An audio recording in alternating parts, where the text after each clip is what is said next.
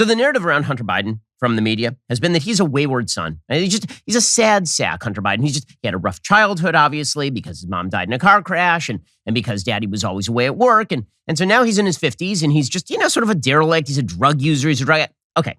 The media have portrayed Hunter Biden as a victim of circumstance. They've suggested that there is nothing really wrong with Hunter Biden, that the change in Hunter Biden is an evil piece of... Hunter Biden is one of the worst people. He's a terrible person.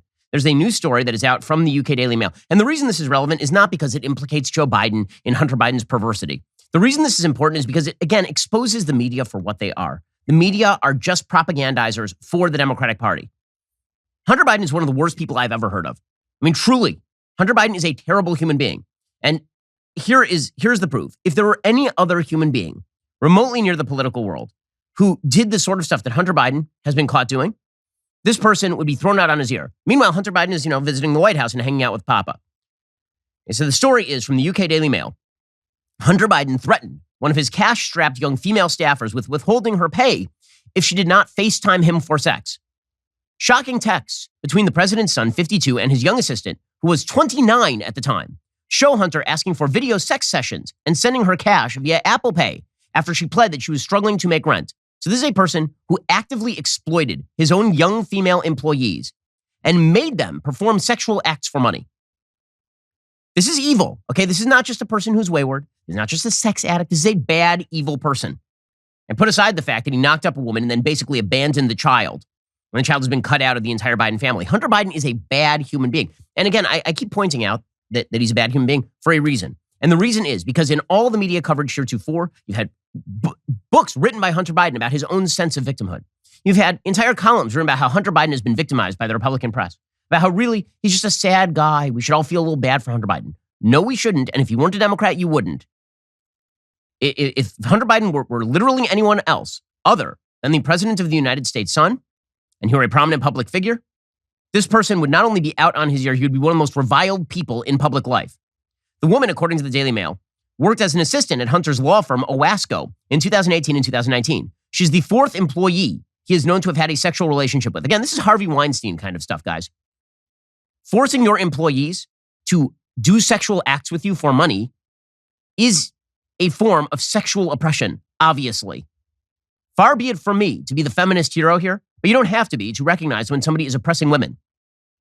Documents on his abandoned laptop show Hunter put his lover and brother's widow, Haley Biden, on his company payroll, as well as her sister, Liz Secundi, with whom he also had an affair, according to texts. So he was knocking boots with his brother's widow and her sister, and he was forcing his employees to have sex with him. He also hired his daughter's basketball coach, reportedly former stripper London Roberts, but ended her employment and stopped responding to her messages after she told him she was pregnant with his child. So he got her pregnant, his daughter's basketball coach. And then, after he got her pregnant, he cut her off and fired her, and she had to sue him for child support. Messages and emails involving his now 33-year-old assistant first appear on Hunter's laptop in June 2018 when he flew her from LA to Washington, D.C. Hunter filmed and photographed her having sex with him around that time and saved the images on his laptop. What a class act Hunter Biden is. The part-time model and fitness instructor was given important administrative tasks at his company, such as receiving Burisma board documents for Hunter to sign. So he was abroad picking up bags of cash because his last name is Biden. Meanwhile, his father is prepping himself for a presidential campaign and calling Hunter the smartest person he knows. Now, the reality is these people are running the economy. And they run the economy just as poorly as they run their classified documents, which is one reason why you should diversify. Okay, if you're an investor, it is a smart move to take some of your money and to put it into actual hard assets, especially things like precious metals, which have durable value over time. To dig our country out of the $31.4 trillion debt that we've created for ourselves, for example, the government's going to have to, one, increase taxes, which stagnates the economy. Two, they're going to have to cut benefits, which is going to stagnate the economy. Or three, they're going to have to print oodles of money. None of that is particularly good for your pocketbook. This is why you should talk to my friends over at Birch Gold. Gold will withstand inflation, geopolitical turmoil, and stock market crashes. You should consider converting your IRA or 401k into an IRA in precious metals. You can own gold in a tax-sheltered retirement account. Talk to the experts over at Birch Gold. They've got an A+ rating with the Better Business Bureau, thousands of happy customers, countless 5-star reviews. Text BEN to 989898. Claim your free info kit on gold today. Then talk to one of their precious metal specialists. Text BEN to 989898. Claim your free info kit. Get a signed copy of my book today. Again, that's text BEN to 989898 to get started in your attempts to diversify away from Joe Biden's economic stewardship of the economy. Okay, so let's talk about the fact that your skin quality, it's kind of degrading. You look tired, you're getting the wrinkles. This is one reason why I recommend Unimed. Unimed has an excellent package via Genucell Skincare, and it helps take care of your skin quality. I'm on TV all the time, which means that I use Genucell. The most popular package can take 10 to 15 years off your skin. Right now, you can get it for 70% off with their latest breakthrough in skincare technology. That's a probiotic moisturizer, absolutely free. As it turns out, probiotics are not just good for digestion. They can have the same nourishing benefits on your skin. Probiotic extracts target bad bacteria on the surface of your skin to restore balance to your skin's microbiome for a noticeably clearer complexion and visibly younger appearance. Watch those fine lines, wrinkles, dark spots, sagging jawline, even the bags disappear. I get the bags under my eyes when I'm real tired. So that's where I use the Genucell.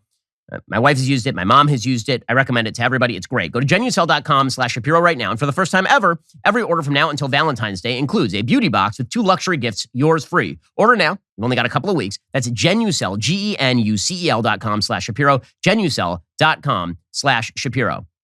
In January of 2019, this assistant emailed Hunter's secretary asking why she had not received her December paycheck of $837, by the way, which is a very, very low paycheck. That is a minimal paycheck. And why her company's health insurance was not active. 2 months later, he sent her $500 by Apple Pay and complained he really had no money due to alimony tuitions and other bleep like girls insurance, etc. He told her, "You're as beautiful to me inside as you so obviously are on the outside. Miss you very much and feel horribly for having treated you so poorly." This man is a sexual predator. He is a sexual predator. He invited her to New Hampshire, but she told him, "I can't afford the plane ticket. I can barely even make my rent this month." Days later, he texted her saying he would pay her, but she had to video chat with him. "I will make up for back pay. You have to make up for back work by FaceTiming me and or going out to our next club party," Hunter wrote to the 29-year-old employee. "When can you FaceTime? If we FaceTime, the rule has to be no talk of anything but sex. We must be naked. We have to do whatever the other person asks within reason. When can you talk? I can later tonight." Now, there are going to be some people who claim, well, it was consensual. She was into it. Okay, there is no other situation in which the left says this is consensual. He is her employer. He is paying her money. And he says, "I will not pay you unless you FaceTime me naked." This is sexual exploitation, obviously. In between messages, Hunter then sends his assistant a total of $2,750 via Apple Pay. He also asked his assistant to, quote, "set up the phone so I can spy on you showering and show me how you play with yourself." It's absurd. It's absurd. He is a terrible human being. And again, the reason that I point this out is because the media have determined that he's not going to be a terrible human being. He is going to be a sad sack. And Joe Biden is going to be his put-upon father.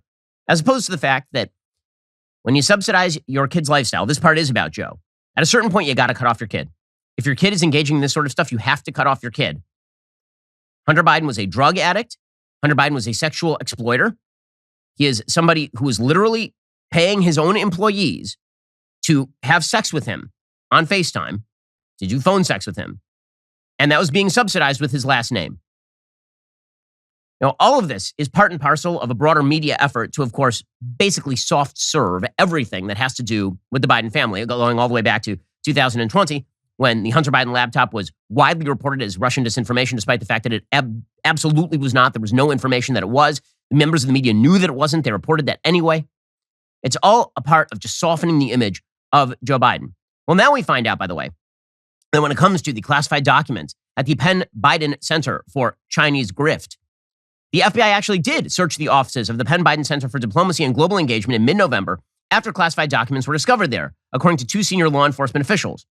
The officials said that Joe Biden's lawyers cooperated with the search. No search warrants were issued. The NBC News does not know the exact date of the search or whether the classified documents or anything else of importance was found. The FBI search was first reported by CBS News. So just going to note here, you know who knew that the Penn Biden Center for Chinese Grift had been searched by the FBI? Joe Biden and the White House. And they didn't tell you for 2 full months. But don't worry, they handled this in exactly the right way. We are told that these people are the experts. They handle everything in precisely the correct way. A White House spokesperson was asked about this and basically refused to answer any questions about the classified documents found in Joe Biden's possession pretty much everywhere. By the way, in the immediate reach of an actual evil pervert like Hunter Biden. The FBI searched President Biden's former think tank office in Washington in November after the discovery just before the midterm elections of the documents with the classified markings. Were any additional classified documents found as part of that search? That's not something I can comment on from here. That's something you'll need to ask the Justice Department. What I can say is that we have been cooperative and transparent from the outset. No, you have not. That is a lie. Statements from the president's personal attorney describing the process and being clear that the president takes this seriously. That is a lie. That is Kate Bedingfield, the White House communications director, who is lying right there. And this, of course, ties into the broader media narrative, which is that any investigations into Joe Biden at all are a waste of time. Jim Clyburn, the Democrat from South Carolina, who basically made Joe Biden president, it was he who radically shifted over the way that the primaries were going. They were moving toward Bernie Sanders, and then Jim Clyburn stepped in, and a lot of black voters in South Carolina moved their vote over to Joe Biden, unless they're going to vote that way anyway. Jim Clyburn says there's no reason for House investigations at all. Again, this is all part and parcel of an attempt to whitewash everyone who's remotely associated with the Democrats. Jim Clyburn says there's no reason for any investigation. Of course, the media are fully invested in this idea. All investigations of Democrats are superfluous. This is the same media that told you the only scandal with Barack Obama. There was no Benghazi scandal, no IRS scandal, no HHS scandal, no border scandal, nothing. No Eric Holder gun smuggling operation, nothing. The only scandal with Barack Obama was the tan suit, according to the media. And now they're playing the same game with Joe Biden. So here's Jim Clyburn making that case to Chris Hayes or Rachel Maddow, one of the two. I can't tell the difference at this point. What is your expectation and posture towards these various investigations that they're gearing up to do?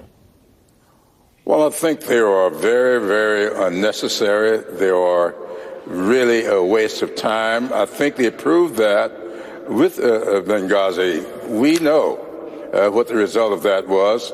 2.5 years, I don't know how much money was spent, and it was all for naught. Okay, these people complaining about the cost of investigations after spending 4 years and tens of millions of dollars on the Russia collusion crap is really astonishing. But again, none of this could happen without the Praetorian Guard of the media.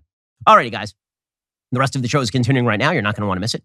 We will be getting into the Mailbag Plus. Dennis Prager is going to be stopping by. He has a brand new series over at Daily Wire Plus. Become a member. Use code Shapiro at checkout for 2 months free on all annual plans. Click the link in the description and join us.